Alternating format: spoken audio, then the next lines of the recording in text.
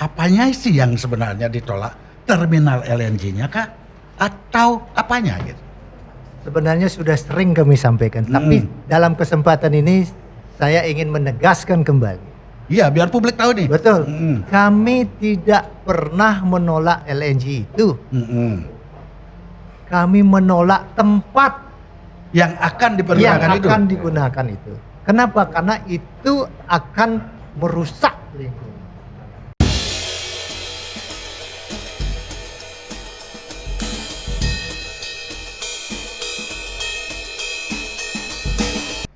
Back to Case Close.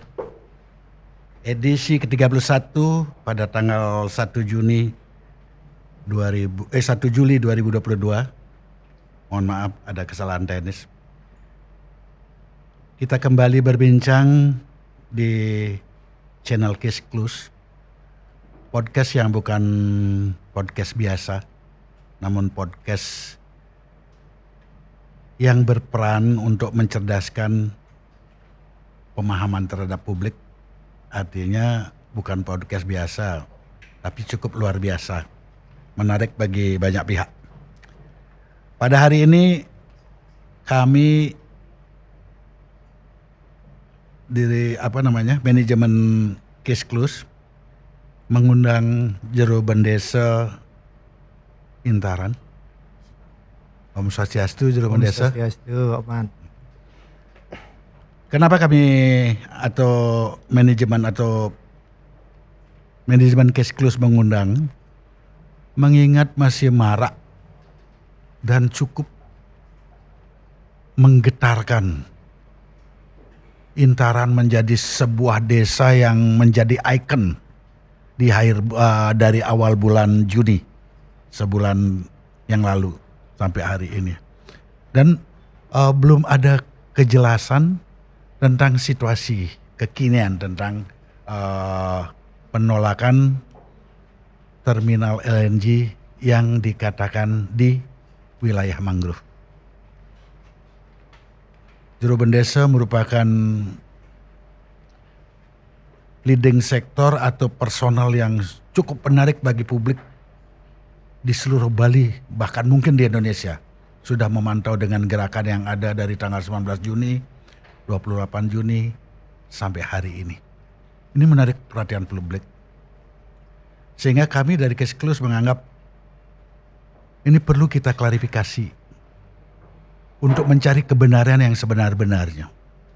Sebenarnya apa sih ini? Kenapa yang dianggap Desa Intaran sebagai ikon penolak terminal LNG ini seperti apa?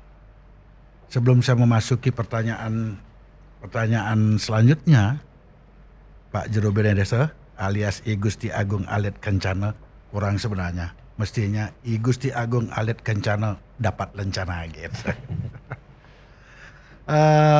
Saya akan memulai dari kegiatan pada tanggal 28 Juni.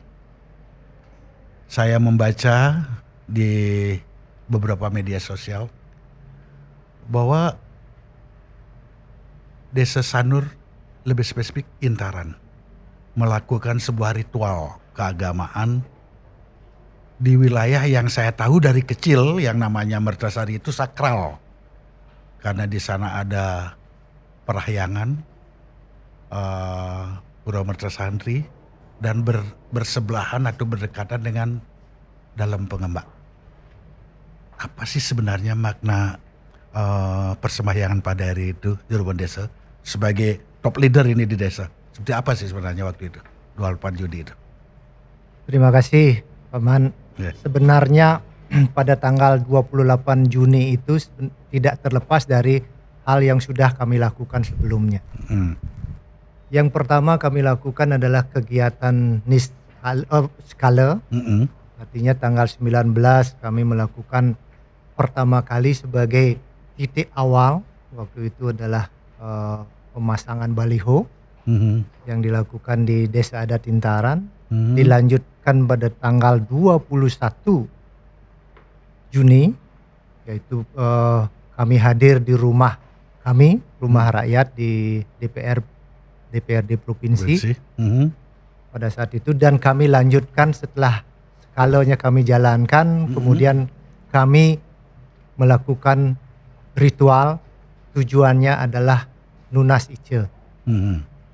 Skala sudah, sekarang niskala, betul. Ini harus seimbang, harus berjalan seimbang.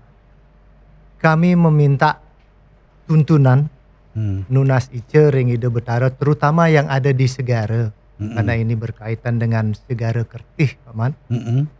Nunas ice kepada ide yang berstana di sana, sekaligus kami mulang pekelem juga di sana. Oh, pada saat ada itu program, ada acara mulang pekelem. Ada juga. Apa yang dipekelemkan? Nah, pada saat mulang pekelem itu memang tidak besar sekali. Ya. Pada saat itu ada itik, ada ayam, itu yang kami lakukan pada tidak apa-apa, bukan soal besar atau kecil, betul. karena ajaran Hindu itu memang menganut istilahnya nista madya utama. Betul. Bukan itu hakikatnya, Betul. tapi makna daripada tujuan pekelem itu. Betul. Ini kan berkaitan dengan rencana dibangunnya terminal LNG yang juga akan melibatkan Segara. Berarti ada di Segara juga. Kami juga melihat dari segi Segara Kertihnya juga, Pak Man. Ya. Nah, itulah kami meminta tuntunan, meminta jalan yang terbaik yang bisa kami lakukan, bagaimana biar tempatnya yang akan dilakukan di mangrove itu dan yang juga akan ada di Segara itu tidak diadakan di tempat itu, seperti itu. Mudah-mudahan itu bisa dipindah lagi ke tempat yang seharusnya bisa dilakukan seperti yang sebelumnya sudah disampaikan. Oh, berarti proses sembahyang atau persembahyangan itu melanjutkan proses 19 Juni Betul. 21 ke 28 Betul. dengan mensinkronkan antara dua alam. Betul. Yang di dalam ajaran Hindu yang selalu dibilang Rupa Bineda, Betul. skala kelawan niskala. Ini hal yang menarik, artinya menolak pun masyarakat Bali atau desa Intaran dalam hal ini selalu mengedepankan ritual, artinya memohon kepada sang kuasa. Kalau istilahnya juru desa tadi, sani melingih ring sejeroning segara atau dalam segara, kurang lebih seperti itu. Nah, selanjutnya sudah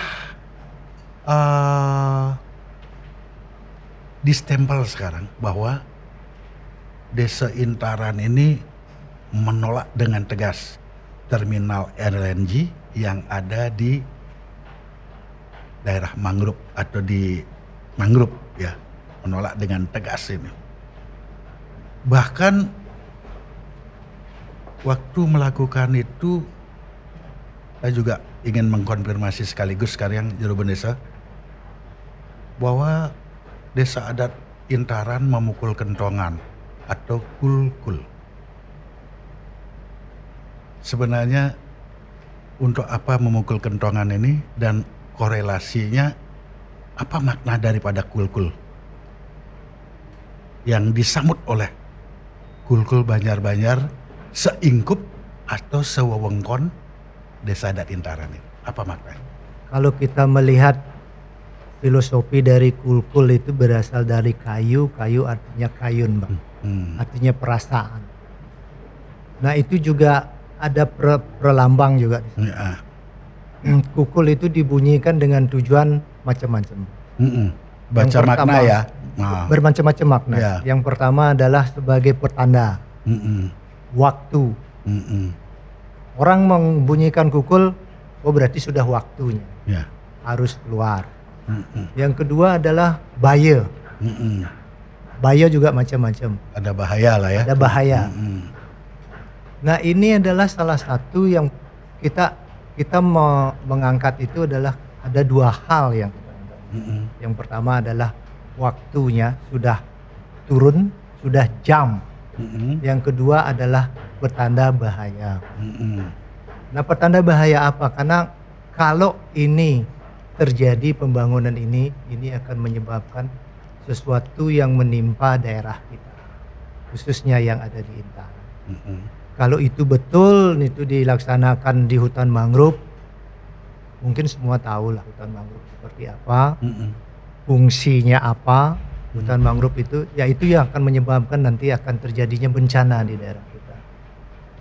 Melindungi dari abrasi, dari tsunami, Mm-mm. seperti menyerap karbon kan seperti itu. Iya. Nah, Kukul itu bersuara pada saat itu adalah juga salah satu tugasnya, fungsinya adalah sebagai pengenten, Mm-mm. mengingatkan. Mengingatkan ya. Betul. Metangi kami bilang pada saat itu, Paman. Biar mereka terbangun. Terbangun. Betul. Wake up lah. Wake Betul. up bangun dah, ya. Melihat bahwa ini loh akan ada seperti ini. Kita harus sudah mulai melihat secara baik, secara jernih. Apa sih yang akan terjadi di daerah kita. Artinya kita harapkan mereka sudah mulai terbangun. Ya. Oh, ini yang akan terjadi ya? Apa akibatnya? Artinya mereka harus kita sudah kasih tahu seperti itu. Seperti di warning lah ya. Betul. Kita mengetahui atau saya paham bahwa Kulkul itu tadi ada bahasa Baya, Ya. ya, pengenten Baya. Karena Kulkul itu cara memukul dan suara yang keluar mempunyai makna berbeda. Betul. Apakah Kulkul yang dibunyikan atau kentongan yang dibunyikan pada saat tanggal 21 itu ya, 21 ya itu ya. Apakah Kulkul pengenten ataukah Kulkul Baya? Kalau Kulkul Baya kan orang ngamuk pun Baya itu. Iya. Bunyinya beda kan? Iya. Itu kencang itu. Kencang, Ah. betul. Kalau Kulkul pengenten mungkin Pelan. tung, Ya. tung. Ya. Ah. Suara yang mana waktu itu? Waktu itu suaranya kencang, Bang. Kencang. Berarti Artinya ada bahaya. Bahaya. Kalau umpamanya suara kencang seperti itu, apakah masyarakat ada membawa senjata atau alat pengaman dan lain sebagainya saat itu? Tidak, Pak Man. Tidak.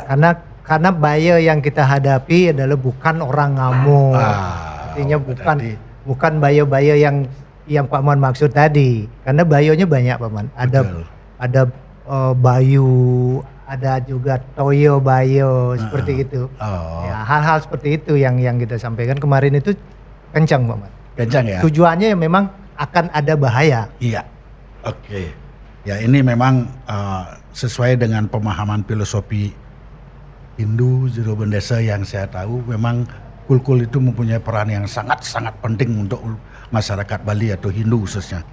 Karena memang betul tadi, saya masih ingat topeng tugek carang sari ya. Kulkul melakar berkayun ngaranen kena banjar kena warga udah jadi satu. Nah itu makna daripada Kulkul yang jauh melebihi makna dari sebuah kempur atau gong atau tawa-tawa ya. Oke, Jerawan Desa menarik ini. Nah, masih menggunakan budaya Hindu dalam melakukan penolakan yang dilakukan secara santun, berbudaya dan ketentuan-ketentuan kearifan lokal.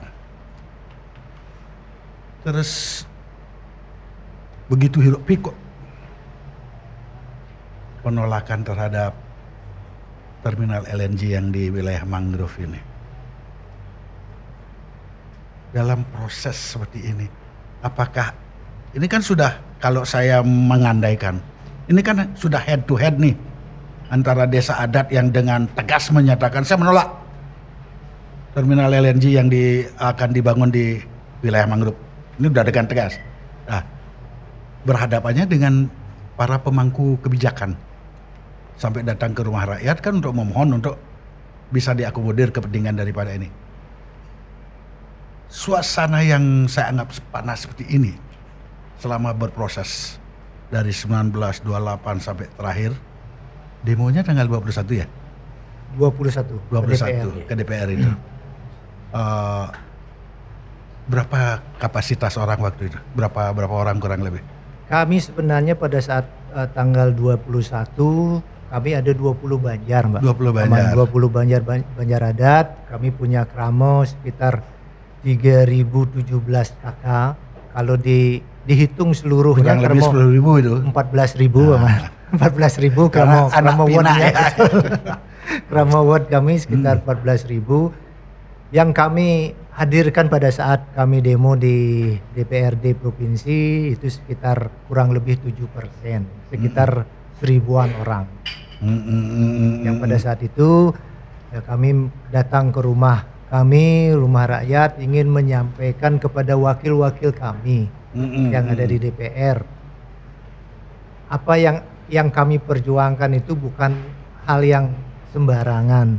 Artinya ini menimpa kami dan warga kami yang ada di Intaran. Mungkin Pak Man tahu daerah kami Intaran Sanur itu adalah daerah pariwisata, Pak Man. Pariwisata pertama yang ada di Bali. Mungkin sekarang ini agak kelihatan tertinggal, tapi tetaplah pionir pariwisata yang ada di Bali.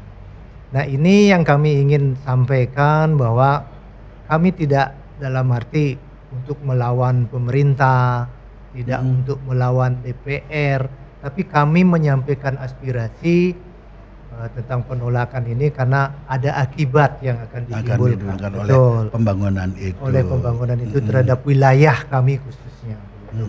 Oke, hangat kan suasana ini di desa. Dalam kehangatan suasana ini biasanya ada nggak pendekatan-pendekatan tertentu yang dilakukan oleh pihak pemangku kejabatan atau siapapun yang mempunyai kepentingan terhadap berdirinya terminal LNG di wilayah mangrove itu kepada bendesa adat sebagai pemegang kekuasaan yang saya anggap di wilayah desa Intaran, atau mungkin Jero Mangku Apel sebagai tokoh yang juga tidak boleh dikesampingkan, seniman yang mempunyai karisma, yang merupakan tokoh sandur juga. Mungkin ada didekati oleh pihak-pihak tertentu. Jero Bendesa ampun je kentan nak maksudnya sekadin dikitan wentan menawi bahasa-bahasa seperti itu. Sebenarnya dari awal Pak Man, dari awal sebenarnya kami sudah menyampaikan dan kami sudah sempat juga bertemu dengan beberapa pihak, termasuk juga pemerintah, termasuk juga dari Perusda, termasuk juga dengan Dewata Energi Bersih. Nah, di sana kami menyampaikan hal-hal yang mungkin itu bisa dikatakan sosialisasi. Nah, setelah kami sampaikan dengan tegas, bukan saya Pak Man, sebenarnya saya sendiri sih apa sih kemampuan saya sebagai bendesa, ini adalah menindaklanjuti apa yang menjadi keinginan masyarakat. Karena saya sebagai bendesa ini kan juga salah satu fungsi saya kan sebagai pelayan. Karena ditunjuk oleh masyarakat Betul, karena kami ditunjuk, dipilih oleh masyarakat, tentunya kami harus melayani apa yang mereka inginkan. Inilah yang mereka inginkan, terus kalau kami tidak melakukan apa yang mereka inginkan, mereka pasti punya berpikiran yang lain Pak Man. Dimanapun bendesa pasti punya pikiran seperti itu. Jadi ini kan kami itu bergerak karena keinginan murni, keinginan dari masyarakat. Bahkan setiap kami keluar, kami bilang akan ada acara-acara tertentu, mereka mau ikut Pak Man. Oh gitu. Mau mengikuti. Sampai saya bilang, nah usah ini bukan acara yang berkaitan dengan demo. Pokoknya saya harus ikut. Nah artinya kan ini juga menjadi hal yang sulit. Makanya saya apapun yang diinginkan masyarakat, selama itu baik, teman. Pasti kami sebagai bendesa, prajuru, pasti akan mengikuti dan juga pasti akan menyampaikan apa keinginan masyarakat. Persis yang kami lakukan pada saat tanggal 21 Juni itu. Begitu. Berarti adalah artinya upaya pendekatan kan ada. Tanggal 24 kalau nggak salah sempat kami diundang bertemu, rencananya tanggal 24 kami diundang bertemu pemerintah, tapi tiba-tiba nggak jadi gitu. Tipat ketan ya? Bantal. Ya bantal Pak. Tanggal 24 kami sudah rencananya hadir memenuhi undangan, karena bagi kami apapun langkah yang kita lakukan dengan tujuan untuk cita-cita dari masyarakat kami akan lakukan. Berarti termasuk juga bertemu dengan para pihak. Siapapun yang akan ingin berdiskusi atau bahkan menyampaikan keinginan dan lain sebagainya, sepanjang itu positif, Bendesa harus Betul, mengakomodir kan, betul. mengakomodir. Berarti ada pendekatan seperti itu.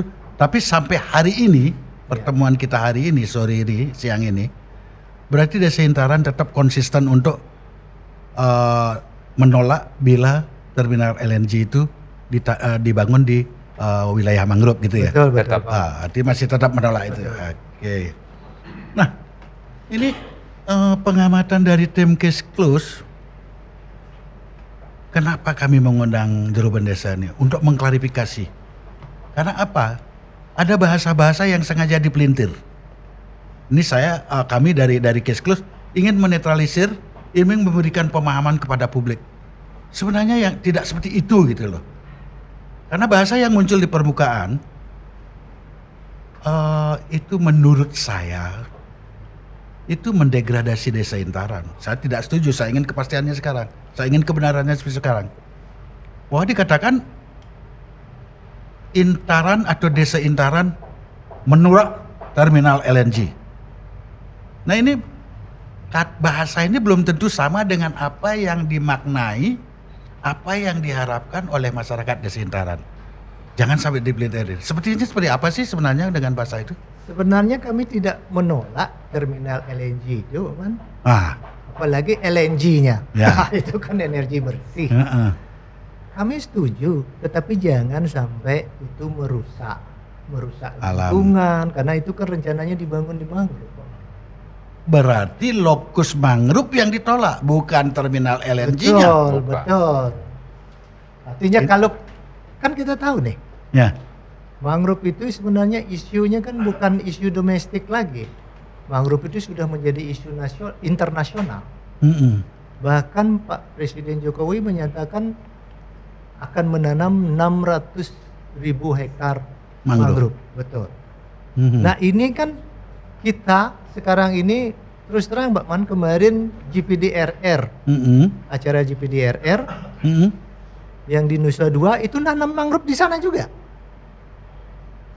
Nah ini kan menjadi kan, kontraproduktif iya, ya. iya, Kita iya. menanam, Ada kita yang merawat, menanam, kita memelihara, dan ini akan dipakai untuk terminalnya di sana kira kurang lebih 3 hektar, itu kan kontraproduktif jadi Iya, iya, dengan iya. apa yang menjadi misi dari pemerintah pusat terhadap mangrove ini. Ini kan juga ya itulah yang sebenarnya salah satu yang menyebabkan kami tidak setuju. Itu salah satu. Bukan terminal LNG, LNG-nya, bukan. tapi karena dibuatnya atau dibangunnya itu di wilayah mangrove. Betul. Oke. Berarti ini biadak bias Juru Bendesa. Betul.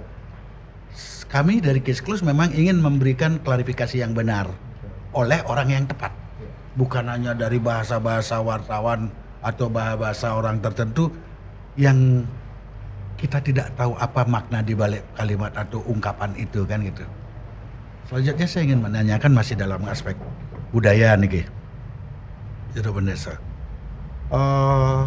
Lokus atau tempat dari rencana dibuatnya terminal LNG ini kan di wilayah mangrove itu. Kalau dari aspek meteran kita itu, dari Desa Intaran ke rencana lokus pembangunan itu berapa kilo?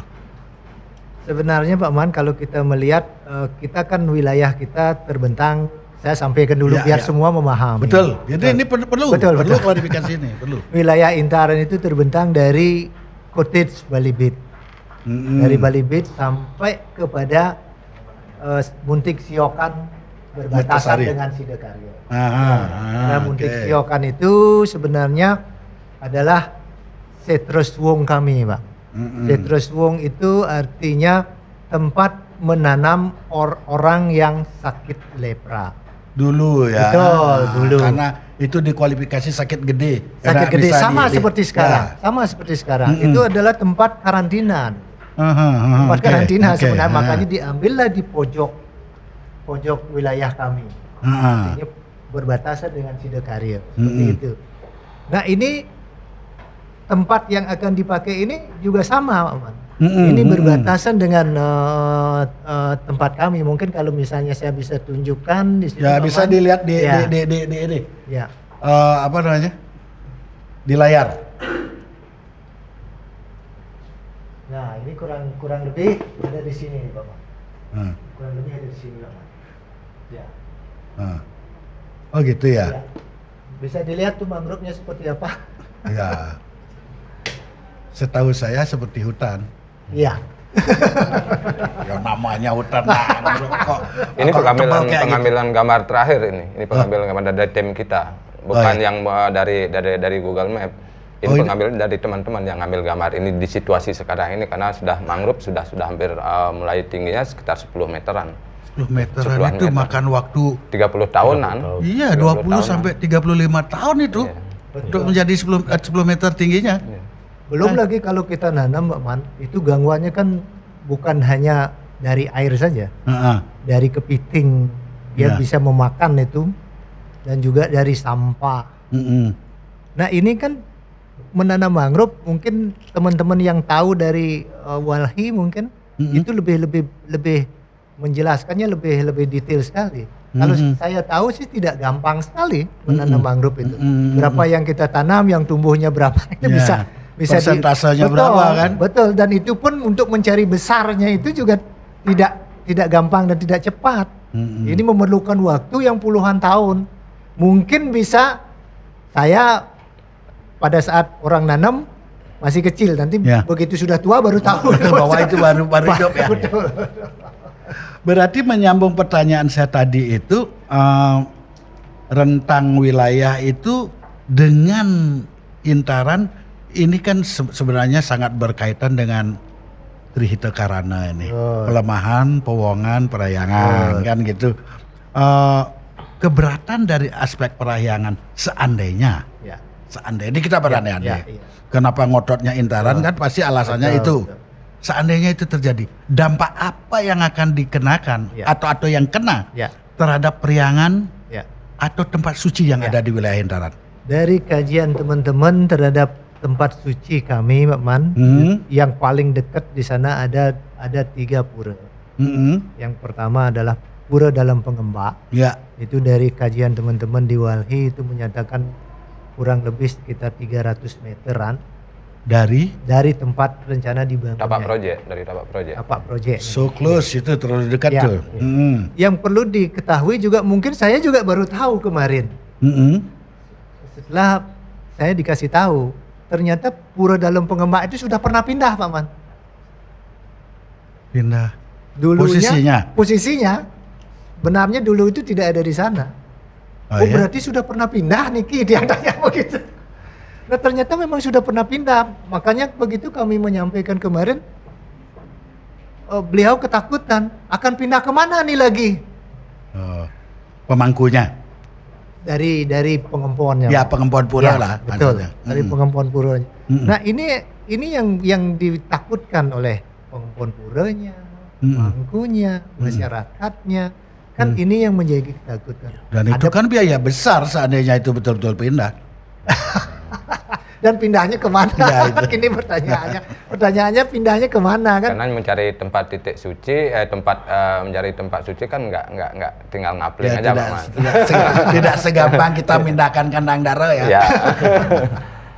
Pura Sukomerto juga ada lagi. Pak. Oh, ada? Ada lagi. Yang Itu mana yang paling Sukomerto ini malahan kalau dalam Pengembak saya sering. Ya. Masuk ke hutan bakau. Masuk ke hutan bakau. Masuknya sama, Pak Man. Masuknya ke pura dalam Pengembak dulu. Nah, ada sungai. Ya. Sungai di sana ada jalan. Oh, yang jalan setapak itu Betul, ya? betul. Itu Pura Sukomerto. Dan ada juga lagi Campuan gitu, Pak Man. Nah, itu yang kami khawatirkan, Pak Man. Itu yang kami khawatirkan itu akan berdampak terhadap pura-pura yang ada di sana. Oh gitu ya. Betul. Karena kami punya tugas. Ya, Sukomertonya. itu Pura Sukomerto. Di dalam hutan mangrove dia. Iya. Ya. Posisinya pas di utara pura dalam Pengembak jadinya. Oh, sebelah utaranya pura Iya. dalam Pengembak ya. Itu yang titiknya sekitar 300 sekian meter dari tapak proyek. Ini dalam pengembaknya ya? Itu dalam pengembak. Ini dalam pengembaknya ya? Nggih. Nah ini dulu kan masih pinggir pantai. Nah mangrove-nya sekarang udah subur lah ya, lumayan udah dibentang, dibenteng lah sedikit gitu. Oh. Karena kami kan di desa adat kan tugasnya salah satu itu Pak Man, Trihito Karano itu. Ya. Bagaimana kita mempertahankan periangan, Powongan. merawat periangan, betul. Ini kan salah satu periangan. Ya, kita, ya, jadi ya, ya, ya. Karang. Kalau umpamanya ini kita berbicara dulu kan mungkin ada di dalam aweg-aweg desa adat bagaimana pola penyeberangan orang dari Sanur ke Serangan atau ke Sidakarya kalau air pasang atau air surut kan itu sudah mempunyai historis sebenarnya dari dulu ya. Betul. Berarti kalau seperti sekarang dengan adanya mangrove perkembangan seperti sekarang, apakah budaya-budaya seperti itu masih ada? Sebenarnya dulu kan di Serangan itu sebelum adanya reklamasi Pulau Serangan belum ada jembatan.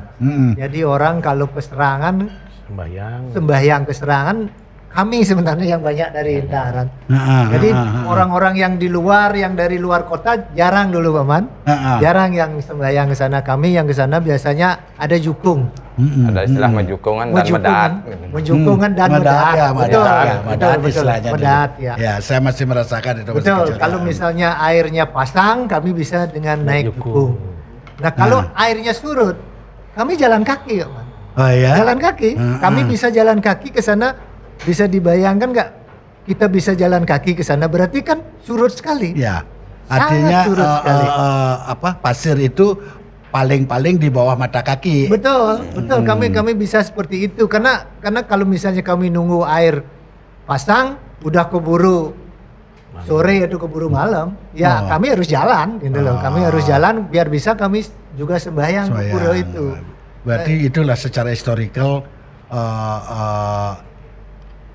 Sanur atau Intaran dengan Serangan Betul. dalam hubungan persembahyangan atau periangan kan gitu. Betul.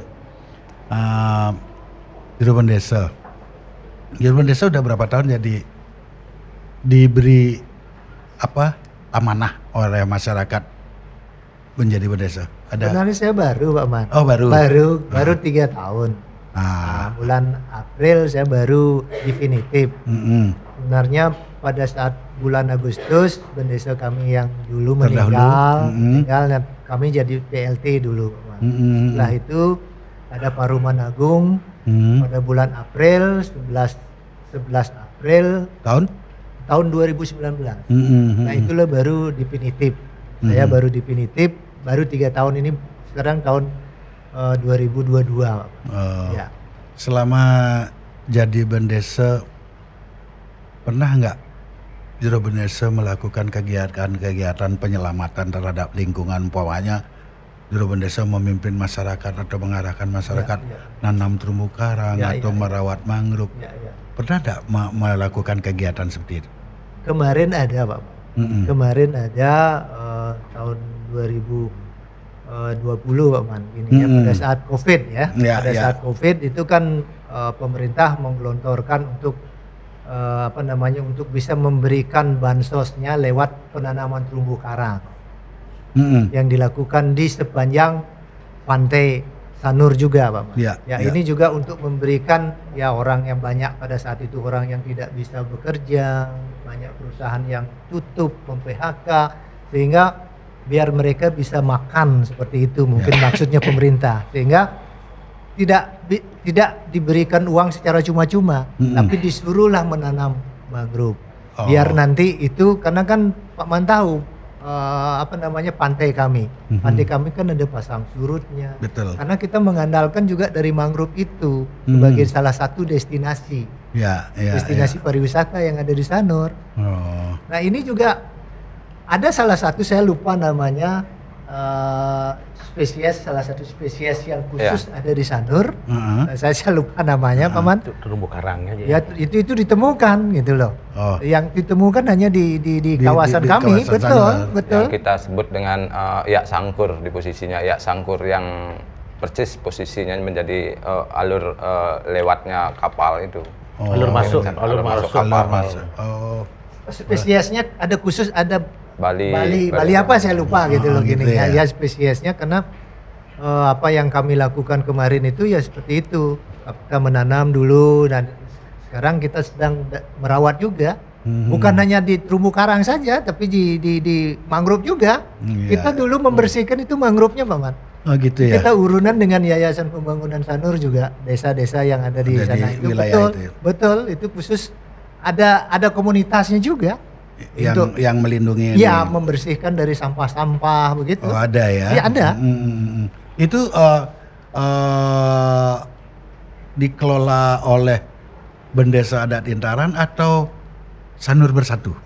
Sebenarnya Sanur Bersatu itu bukan ini Pak Man, jangan salah. Sanur Bersatu itu adalah teman-teman kami yang ada di Sanur, tetapi organisasinya adalah Yayasan Pembangunan Sanur. Oh Yayasan Pembangunan. Yayasan Pembangunan beda, Sanur ya. dia memayungi Legal standingnya itu Betul. Yayasan Pembangunan Ya. Sanur, atributnya Sanur, Sanur Bersatu, betul. Untuk lebih keren Kita lah ya. ada 3 desa Oh. adat, ya. Ah. Desa adat Sanur, Ah. desa adat Intaran, dan Ah. desa adat Penyaringan. Inilah yang tergabung dalam Penyaringan itu yang di ini ya di Jalan Tukad Intaran ke barat betul, itu ya? betul, betul. Ke barat ya? ke barat, ke selatan. Ke selatan terus. Pojok. Pojok yang selatan. yang di Tugu ke kiri ya. Betul, Iya, betul. Sebelum Kiss Close ini kayaknya ya. Sebelum jalan ke Kiss Close ini ke kiri.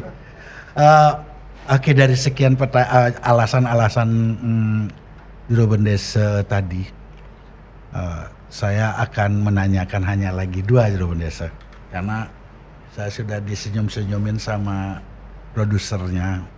Waktu pula yang akan memisahkan kita Iya. gitu, karena tidak ada keabadian di dunia ini.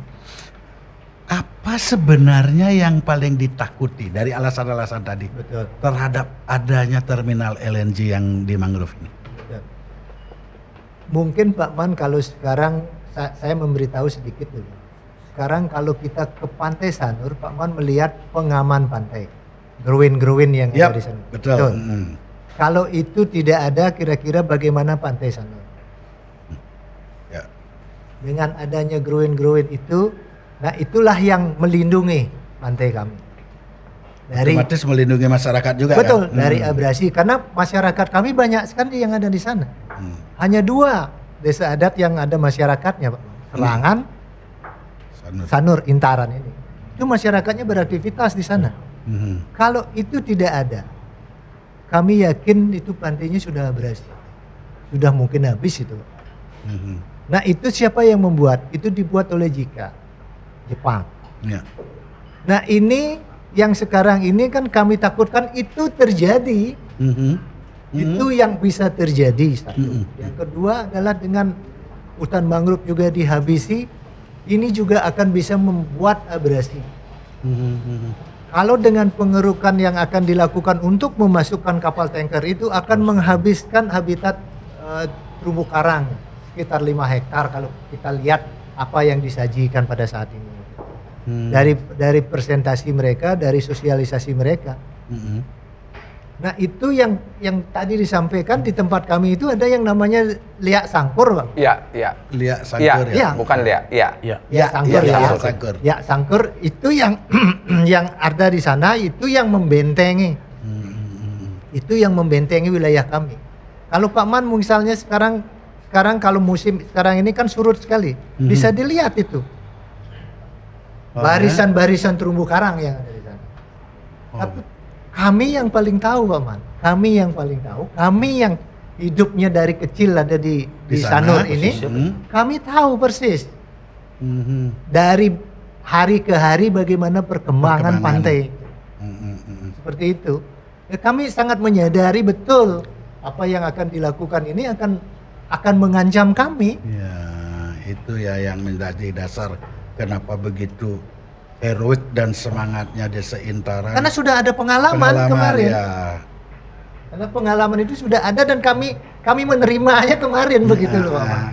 Apa oke. pengalaman ini akan lagi di Akan tempat kami kan diulang. gitu. Kan ini yang kita tidak mau itu terjadi lagi. Ayo dong kita sekarang lagi Kota Denpasar juga bersama-sama kami sedang menata pantai, pantai, betul. ya. Kita membuat jangan dong ini kan Sanur beri dong kesempatan Sanur ini untuk menata dirinya, untuk mulai berkembang. Kemarin kena corona kita dihantam betul-betul habis kita. Sangat terasa ya Betul, itu ya betul. Jero Bendesa ya. Inggih Jero Bendesa dengan para pendamping Ya. Bendesa yang sudah sempat hadir, kami mengucapkan terima kasih. Sebelum kami tutup karena waktu yang harus memisahkan kita, karena apa yang kita lakukan dalam kehidupan ini, termasuk podcast ini adalah berbataskan waktu, atau kalau orang Bali bilang ngangon waneng, ngangen waneng. Sebelum saya tutup, saya mau tanya satu pertanyaan yang sangat-sangat esensi agar publik tidak terkecoh. Jero Bendesa sebagai pemegang kekuasaan, pemegang amanah masyarakat Sanur, khususnya Intara. Yang saya tanyakan, apakah Jero Bendesa ini menolak terminal LNG-nya atau menolak di mana tempat yang tidak pantas dibangun itu yang ditolak? Seperti apa sih sebenarnya? Biar enggak masyarakat ini dijudge nanti masyarakat. Saya tidak terima kalau dijudge masyarakat Intaran atau Desa Intaran. Desa Intaran menolak dengan tanpa alasan gitu pokoknya. Saya tidak terima. Tapi sekarang sebagai penguasa di Intaran, di Desa Intaran, memberikan klarifikasi. Apanya sih yang sebenarnya ditolak? Terminal LNG-nya kah? Atau apanya gitu? Sebenarnya sudah sering kami sampaikan, tapi dalam kesempatan ini saya ingin menegaskan kembali. Iya, biar publik tahu nih. Betul. Kami tidak pernah menolak LNG itu. Kami menolak tempat Yang akan yang dipergunakan itu. akan digunakan itu. Kenapa? Karena itu akan merusak lingkungan. Ini yang perlu kita ketahui Jero Bendesa, Betul. biar paham masyarakat. Jangan sampai dipelintir, jangan sampai digoreng. Betul. Kebenaran pasti temukan jalan. Itu sesuai dengan harapan atau tagline dari Case Close. Sekian Jero Bendesa, terima kasih atas kesempatannya. Semoga ini bermanfaat bagi masyarakat Bali secara umum dan Indonesia pencinta lingkungan secara nasional dan internasional. Saya tutup dengan Pak Santi. Om Santi, Om. Santi, Santi Om.